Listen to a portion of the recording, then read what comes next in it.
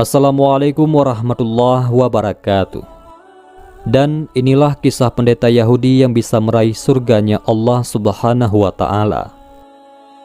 Orang-orang Yahudi dan Nasrani sebenarnya telah maklum tentang kedatangan Nabi akhir zaman yang akan lahir ke dunia dan akan berhijrah ke Yasrib, yaitu Madinah. Mereka menunggu-nunggu kemunculan Nabi tersebut, sehingga sebagian besar mereka berhijrah dan menetap di sekitar kawasan Yasrib. Adapun orang alim di kalangan Yahudi yang berhijrah karena meyakini perihal kedatangan Nabi akhir zaman tersebut ialah Ibnu Al-Hayban. Ketika akhir hayatnya, Ibnu Al-Hayban menjelaskan kepada kaumnya tentang sebab beliau berhijrah ke Yasrib. Ibnu Al-Hayban berkata, "Wahai kaumku, apa yang kamu pikirkan ketika aku meninggalkan bumi yang kaya dengan sumber makanan dan kekayaan, yaitu Syam, menuju ke bumi yang kering kontang dan kebuluran, yakni Yasrib?"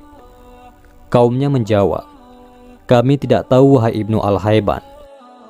Ibnu Al-Hayban menjawab, "Demi Tuhan, aku tidak keluar dari bumi yang kaya segala sumber, kecuali karena pengetahuanku bahwa seorang nabi akan dibangkitkan di negeri ini, dan nabi itu akan berhijrah ke perkampungan ini. Sekarang adalah waktu kemunculannya, dan jika benar ia telah bangkit, janganlah kamu biarkan seorang pun terlebih dahulu menemuinya, agar nabi akhir zaman itu mendapat perlindungan dan tidak diancam." Akan tetapi, Ibnu Al-Hayban meninggal dunia 2 tahun sebelum diutusnya Rasulullah Muhammad SAW. Namun, Ibnu Al-Hayban sempat mengajarkan kepada kaum Yahudi tentang tanda-tanda kebenaran yang ada pada Nabi akhir zaman tersebut menurut ajaran di kitab Taurat. Pada waktu itu, orang Yahudi selalu berteriak-teriak perkabaran tentang kebangkitan Nabi akhir zaman ini kepada bangsa Arab, khususnya kepada kaum Aus dan Khazraj, karena mereka menyangka Nabi tersebut akan lahir dari bangsa Yahudi. Mereka berkata, "Sesungguhnya sekarang telah hampir tiba kebangkitan Nabi akhir zaman, yang kami, yaitu bangsa Yahudi, akan mengikutinya dan memerangi kamu bersamanya, sebagaimana hancurnya kaum Ad dan Iram." Bahkan mereka berdoa, sebagaimana yang diriwayatkan oleh Imam Al-Baihaqi, "Ya Tuhan, utuslah Nabi akhir zaman ini yang kami dapati termaktub di dalam kitab kami, yaitu Taurat, sehingga nanti kami boleh mengalahkan dan membunuh orang-orang penganut pagan." Kemudian Allah Subhanahu wa Ta'ala mengutus Nabi Muhammad SAW, yakni penutup para nabi di kalangan bangsa Arab. Lalu bangsa Yahudi mulai mengingkari kebenaran Nabi Muhammad SAW, bahkan menyimpan perasaan dengki terhadap bangsa Arab karena nabi itu bukanlah dari bangsa mereka. Terdapat 3 kumpulan Yahudi yang berada di Madinah ketika itu, yaitu Bani Nadir, Bani Qainuqa, dan Bani Quraidah. Setiap kumpulan mempunyai pemimpinnya masing-masing. Salah seorang pemuda dari Bani Quraidah berkata kepada kaumnya ketika dia melihat Nabi Muhammad SAW tiba di Madinah, "Wahai kaum Bani Quraidah, demi Tuhan, sesungguhnya dialah Nabi akhir zaman yang dijanjikan kepadamu, sebagaimana yang diceritakan Ibnu Al-Hayban." Tetapi ketika kaum Yahudi mendengar hal itu, mereka segera mengingkari sekeras-kerasnya bahwa Nabi akhir zaman itu bukanlah Nabi Muhammad SAW yang dimaksudkan Ibnu Al-Hayban. Allah Ta'ala menempelkan sikap kaum Yahudi ini sebagaimana firman-Nya, "Dan setelah sampai kepada mereka kitab, yaitu Al-Quran dari Allah yang membenarkan apa yang ada pada mereka, sedangkan sebelumnya mereka memohon kemenangan atas orang-orang kafir. Ternyata setelah sampai kepada mereka apa yang telah mereka ketahui itu, mereka mengingkarinya." Quran Surat Al-Baqarah ayat 89.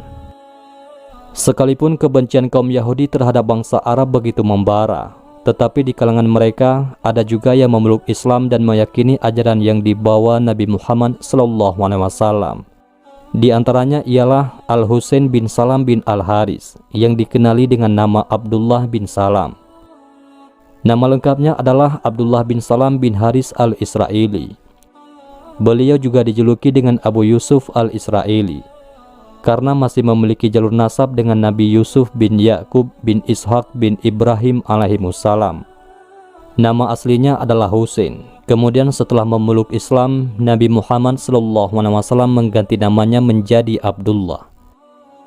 Abdullah bin Salam sangat dihormati oleh kaum Yahudi karena beliau mempunyai hubungan genealogi dengan Yusuf bin Yakub bin Ishaq bin Ibrahim alaihimussalam.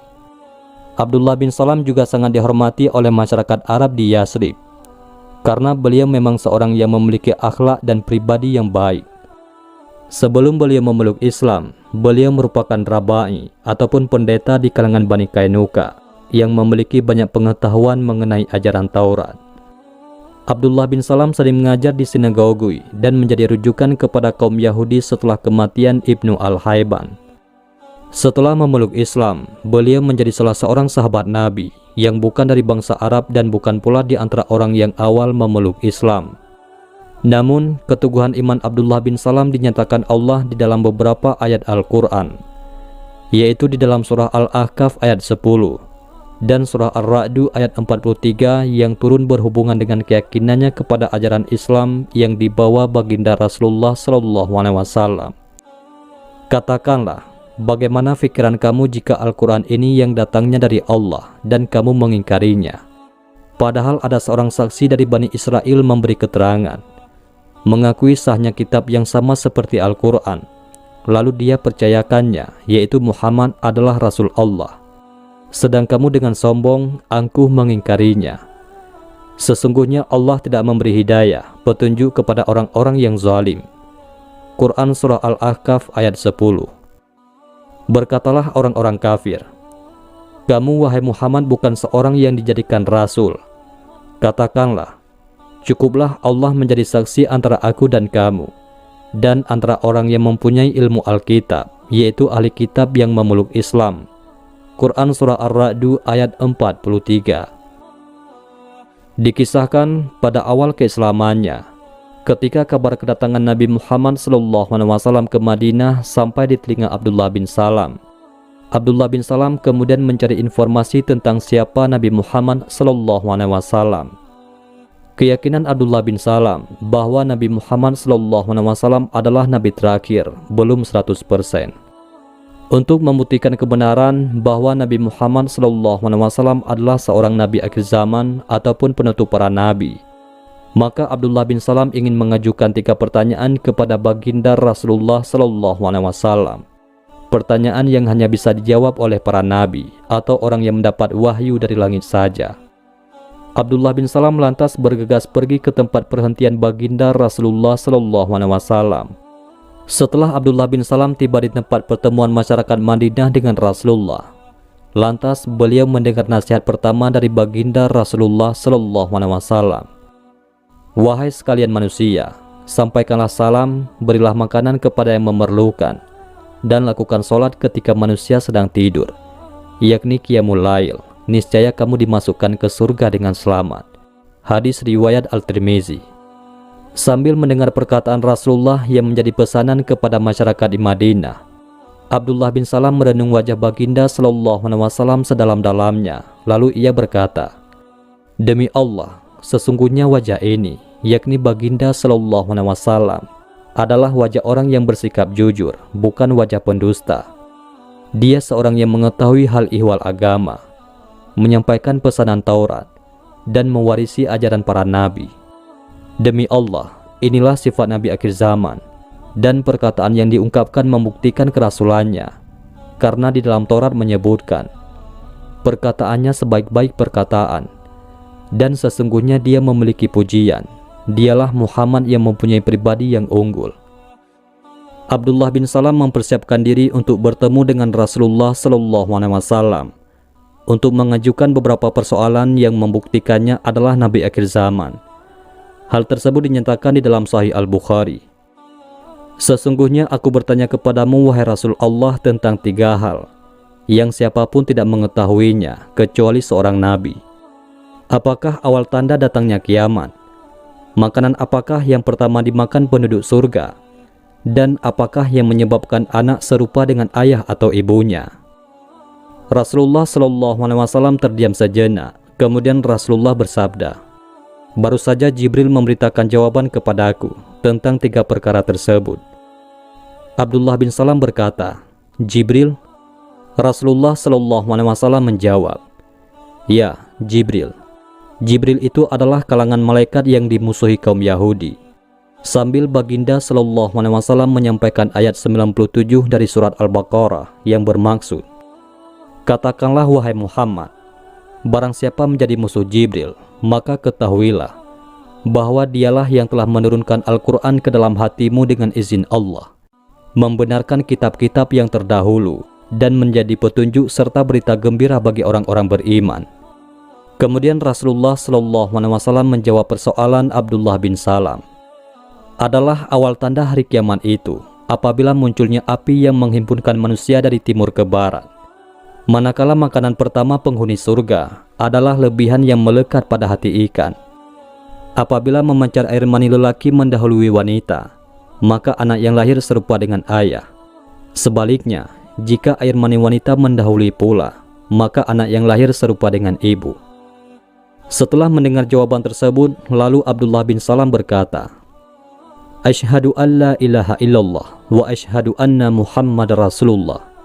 Aku bersaksi bahwa tiada Tuhan selain Allah, dan aku bersaksi bahwa engkau wahai Muhammad adalah Rasul Allah. Saat itulah Abdullah bin Salam bertambah yakin dengan kenabian Rasulullah Muhammad Sallallahu Alaihi Wasallam.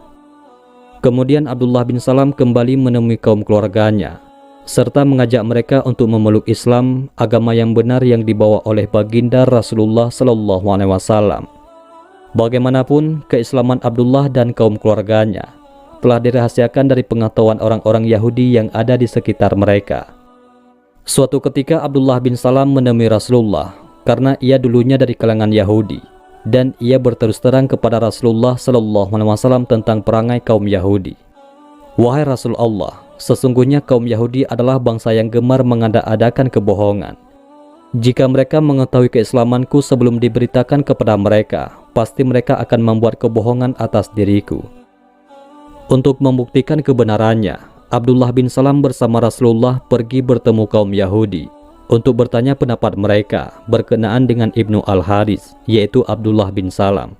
Lalu kaum Yahudi menjawab, "Dia adalah orang yang baik di kalangan kami, datang dari silsilah ataupun generasi yang baik di kalangan kami. Dia juga seorang pemimpin di kalangan kami, datang dari generasi yang memimpin kami." Kemudian Rasulullah Shallallahu Alaihi Wasallam mengajukan persoalan lagi, "Bagaimana pendapat kalian jika Abdullah bin Salam masuk Islam?" Lalu kaum Yahudi menjawab, "Tuhan melindunginya, yaitu Abdullah bin Salam dari perbuatan itu." Kemudian Abdullah bin Salam pun mengakui tentang keislamannya kepada kaum Yahudi di hadapan Rasulullah Shallallahu Alaihi Wasallam. Berubahlah raut wajah kaum Yahudi ketika itu, lalu mereka memaki dan menghardik Abdullah bin Salam dengan perkataan, "Kamu ini yang terburuk, anak lelaki terkeji, dan kamu tidak tahu membeza mana yang betul dan mana yang salah." Mereka terus memaki Abdullah bin Salam tanpa henti, hingga beliau dan Rasulullah Shallallahu Alaihi Wasallam berlalu pergi. Ketika itu Abdullah bin Salam memberitahu kepada Rasulullah Shallallahu Alaihi Wasallam, "Inilah yang aku khawatirkan mengenai bangsaku, wahai Rasul Allah." Abdullah bin Salam turut menerjuni beberapa pertempuran bersama Rasulullah dan para sahabat dalam menegakkan kalimah Allah. Sepeninggalan Rasulullah Shallallahu Alaihi Wasallam, beliau termasuk salah satu sahabat yang sangat berpengaruh dalam menyebarkan dakwah Islam. Adapun keutamaan Abdullah bin Salam bisa dibaca dalam Sahih Bukhari pada bab Manaqib Abdullah bin Salam dan Sahih Muslim pada bab Fadaili Abdillah bin Salam. Salah satunya adalah kesaksian Rasulullah bahwa Abdullah bin Salam merupakan ahli surga. Sebagaimana diriwayatkan, Sa'ad bin Abi Waqqas berkata, "Saya tidak pernah mendengar Rasulullah berkata kepada seorang yang masih hidup bahwasanya ia adalah ahli surga, kecuali kepada Abdullah bin Salam." Abdullah bin Salam meninggal pada tahun 43 Hijriah di Madinah, yakni pada masa kepemimpinan Ali bin Abi Thalib radhiyallahu anhu. Demikian sekilas kisah Abdullah bin Salam, rabi dari kalangan Yahudi yang kemudian memeluk Islam, kemudian menjadi salah satu sahabat Nabi yang sangat berpengaruh dalam mendakwahkan agama Islam, hingga beliau dapat meraih surganya Allah Subhanahu wa Ta'ala. Mudah-mudahan kita dapat mengambil hikmah dari kisah ini. Wallahu a'lam bishawab. Assalamualaikum warahmatullahi wabarakatuh.